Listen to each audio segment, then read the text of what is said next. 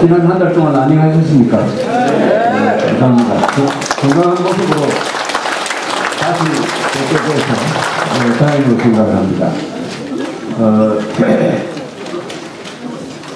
이제 한 열이틀이면 이제 투표를 하게 되는데, 총선 이후에 대한민국이라고 이렇게 일종의 점치는 이야기를 오늘 하게 되었는데, 선거를 예측하는 게 요새는 잘 어려워요.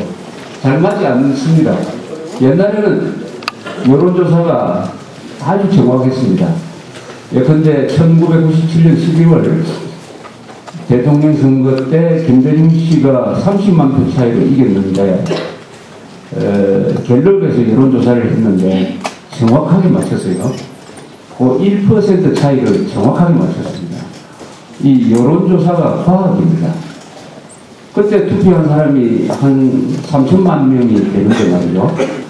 여론조사는 몇 사람을 상대로 조사를 하냐면 1,500명을 상대로 조사합니다. 1,500명을 상대로 조사를 해가지고 3천만 표가 어떻게 될 거다 하는 것을 정확하게 알아맞춥니다. 이게 과학이잖아요. 기가 막힌 과학이죠. 그런데 그 비법이 있어요. 그러니까 여론조사는 미국에서 발전이 되었습니다. 과거에는 여론조사가 정확하려면 많은 사람을 상대로 하면은 정확하다. 뭐 10만 명, 20만 명을 상대로 여론조사를 하기도 했어요. 그런데 결과하고 안 맞아요. 그래서 다른 방법을 개발했습니다. 여론조사를 할 때. 여론조사를 할 때 우선 나이를 구별합니다. 나이, 연령층에 따라서 생각이 다릅니다. 두 번째는 교육 수준에 따라서 다릅니다. 교육 수준. 그 다음에 직업에 따라서 다릅니다. 한국에서는 특히 지역에 따라서 어느 출신이냐에 따라서 다릅니다. 이렇게 한 4가지를 종합적으로 비율을 내가지고 하나의 틀을 만들어서 1,500명을 상대로 따져보니까 그게 오히려 더 정확해요. 표본이 10,000명 넘어가면 그게 더 부정확합니다. 1,500명을 상대로 한 여론조사가 기가 막히게 정확한데, 지난 대통령 선거도 정확하게 맞았고, 2002년에 노무현 당선 때도 정확하게 맞췄습니다. 그러나 국회의원 선거에 대한 여론조사는 지금까지 제대로 맞은 적이 한 번도 없습니다. 그 이유는 이렇습니다. 대통령 선거는 큰 흐름이기 때문에 한 3일 전부터 딱 방향이 정해집니다. 그러면 그쪽으로 가요. 그러나 이 국회의원 선거는 투표한 사람들이 수가 적어가지고 이 마음이 자주 변해요. 이 가벼운 차가 자주 바람에 이렇게 영향을 받는 거하고 마찬가지입니다. 그러니까 바로 당일날 한 조사, 당일날 출구조사를 그러죠. 투표를 하고 나오는 사람을 상대로 한 조사조차도 잘 안 맞는 경우가 많고, 요새는 또 무슨 일이 있느냐. 과거에는 여론조사를 할 때 집 전화를 썼습니다. 집에 있는 전화를. 그런데 지금은 집에 있는 전화를 쓰는 사람보다는 핸드폰을 쓰는 사람들이 더 많아졌어요. 근데 집 전화를 해가지고 조사를 하니까 이게 현실하고 안 맞아요. 대충 어떻게 나오냐면, 집 전화로 여론조사를 하면은, 근데 지금 새누리당 지지율이 실제보다 훨씬 높게 나옵니다. 집에서 전화 왔는 분들이 연세도 드시고 보수적인 사람들이 많아요. 핸드폰으로 하면은 젊은 사람들이 많이 받으니까 또 달라집니다. 그래서 요새는 이 반반으로 합니다. 집 전화 반, 핸드폰 다 이렇게 쓸 거예요.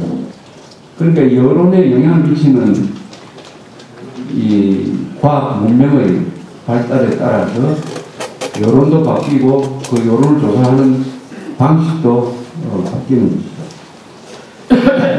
최근에 선관위에서 지난 28일인가 9일에 조사를 한 적이 나왔습니다. 중앙선관위에서 4월 11일 총선에 대한 의식조사를 했는데 아주 중요한 통계가 하나 있었어요. 투표를 하겠느냐 안 하겠느냐 이렇게 물었습니다. 투표를 하겠느냐 안 하겠느냐. 그러니까 50세 이상은 70% 이상이 투표를 하겠다고 했어요.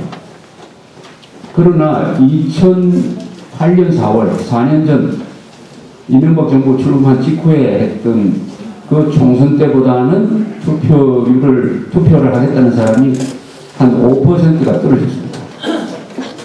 그러니까 50세 이상의 기성세대가 투표장에 옛날처럼 많이 나가지 않을 가능성이 있습니다. 반면에 20대, 30대는 투표하겠다는 사람이 4년 전보다 11%가 증가했습니다. 12%. 그러니까 젊은 사람들이 투표량이 많이 나간다는 겁니다. 그러면 그 차이가 어떻게 되죠? 11%가 늘고 5%가 줄었다. 그 격차는 16%입니다. 이거는 선거에 결정적 영향을 미칩니다. 투표율이 굉장히 중요합니다. 50세 이상의 투표량이 많이 나가면은 보수당이 이기고 젊은 사람들이 더 많이 나가면은 좌파 정당이 이기게 돼 있어요. 투표율. 그러나 물론 앞으로 또 며칠 사이에 투표장에 나가야 되겠다는 이유가 또 생길 가능성이 있습니다. 한국이 워낙 급변한 나라니까.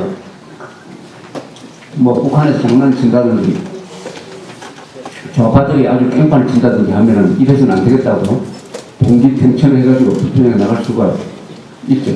또 반대 현상도 일어날 수가 있습니다. 그러나 중요한 것은 기성세대의 투표율이 낮아지고 젊은 세대의 투표율이 높아지는 현상. 이게 최근 몇 년, 한 2, 3년 동안 계속되고 있어요. 그 결과로서 한나라당이 계속 선거에서 지고 있습니다. 50세 이상 유권자는 숫자가 많아요. 이번에 전체 유권자 중에 50세 이상이 42%입니다. 42%. 이 사람들 투표량이 많이 나가니까 실제 투표한 사람 중에서는 42%가 한 45, 6, 7, 많으면 한 50%까지 차지할 수가 있습니다. 그러니까 일단 누구를 찍든 4월 11일에는 다 투표장에 나가셔야 돼요. 그리고 혼자 나가시지 말고 다 다른 사람 데리고 나가시는 게 이게 애국이고 민주주의의 역할이라고 이렇게 생각을 합니다.